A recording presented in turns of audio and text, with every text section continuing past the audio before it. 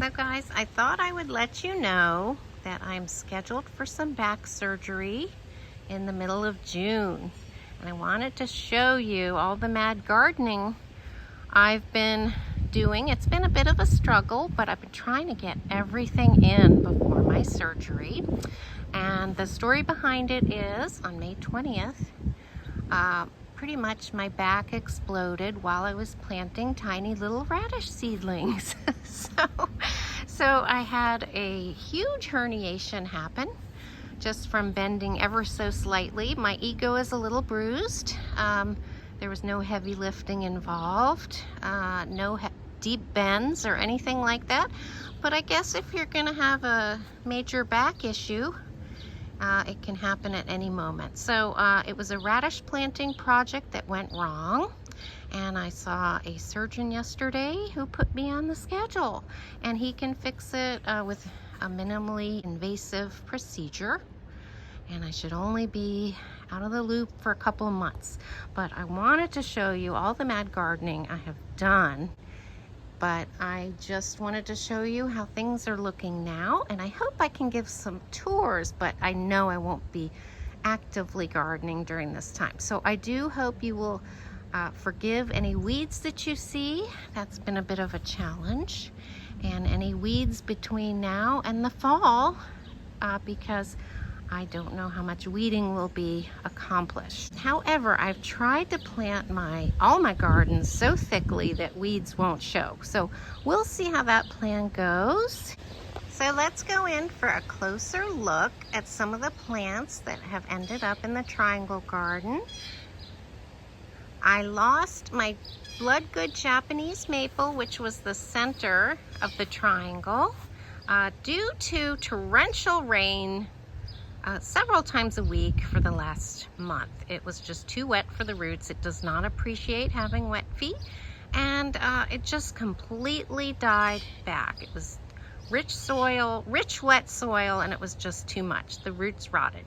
So I replaced that with some elephant ear bulbs, and they're starting to come up, although it hasn't been hot enough for them to grow really strongly yet. But as soon as the heat rolls in, they will get huge. Across the back, I have some canna lilies. Those should get to be about 6 feet tall. And again, they like really hot conditions. And then over here in my urn that my son Charlie gave me, I've got some geraniums. They are the dark red ones that I saved. I overwintered them inside in a cardboard box. And you may have seen me resurrect them earlier this spring. But they are looking nice, and they have some purple alyssum seeded in around them. All across this front, looking rather unsightly, are some onions, and I'm trying to spot in lots of food into my landscape. I'm also trying to put a lot of plants in the landscape because I know I won't be able to weed, and I want it to be really thick and full, and hopefully the plants that I wanted to have here will crowd out some of the weeds, shade the ground, and keep weeds from growing. I'm hoping rather soon this is going to be tall and lush. As soon as that heat rolls in, a lot of these plants will grow much faster.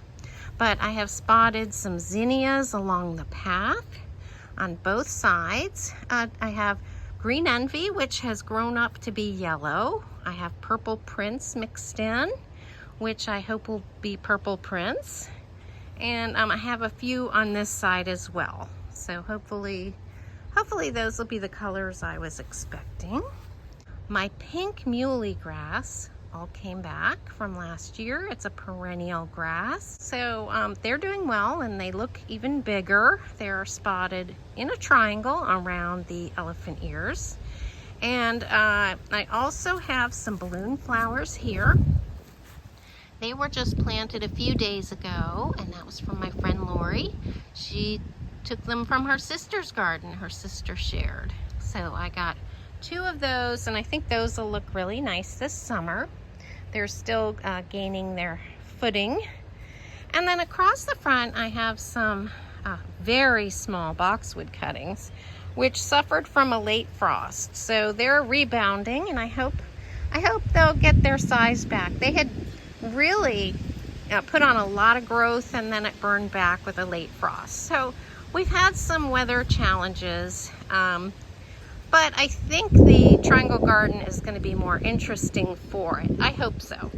In between the stepping stones, I added some dwarf mondo grass. I also have spotted some zucchini plants, different types of zucchini throughout this landscape, because this actually is a very sunny bed. So it's a good place to put squash plants. And then I'm regretting that I put this unsightly container here with my garlic bulbs, but I did it in the fall and I really wasn't thinking ahead. But I also have something growing in here that perhaps is squash. So I'm gonna let it grow for the summer. I can't move it anyway, but it almost looks like there were some squash seeds. Oh, and I even see a squash bug on the edge of that leaf. It just went under. Well, since I didn't plan on growing it, I'll let him have it. But I think this area, once it fills in, is going to be quite interesting and quite full. So I'm very excited about it. And this is a fish grave marker. We have some pet fish buried in this area. They were very valued members of our family. And then over here I have a container which I filled with a variety of heuchera, and it's shady much of the day, so I think that's a good perennial choice, and hopefully that'll look nice for a couple years. So, you know, putting perennials in the garden, I don't know, it's sort of like getting a head start. You can count on certain areas looking good. And then over here I have a Nico Blue hydrangea. This was given to me 30 years ago by my mother-in-law. And I do not think I'm getting any blooms because of our late frost. I'm pretty sure all the buds got frozen. In fact, I had to trim them down. So I may just have a green bush for the second year in a row. I don't think it actually bloomed last year either. So I'm gonna have to start thinking about frost cloth over the winter and early spring for this particular hydrangea. Smooth hydrangeas and panicle hydrangeas bloom on new wood, but this type is a macrophylla. It's one of the older varieties, and it only blooms on old wood. So I'm making an effort to add more smooth hydrangeas to my garden. And then around that I have a couple tomato plants, and I believe those are the black brandywine. So we'll see how that goes. And I have a few stunted zucchinis here, but like I said, it hasn't been hot yet, and squash plants like it hot. I do have an encore azalea, which is finished blooming.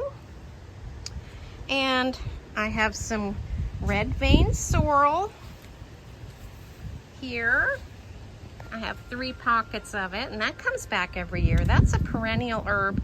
It does also seed itself, which is a little bit of a problem, but it's delicious. I can rely on it. If I don't have an opportunity to plant one year, I know I will always have red vein sorrel. And then my arborvitaes, which I grew from cuttings, are looking like decent sized bushes now. So I'm very excited about that. There's some more zinnia. I think it's purple prince. I guess we'll find out when they bloom. But I am very excited about how that they actually have some size to them. And tucked in I have some Veronica and Speedwell, which a few years ago I grew from seed, and the pollinators love it. I have one penstemon I grew last year, which didn't do much of anything. But this year it's really taken off and it's bloomed. And this is another pollinator favorite. It's got such beautiful pale purple blooms, and they're bell-shaped, so I think that the pollinators and hummingbirds will love it.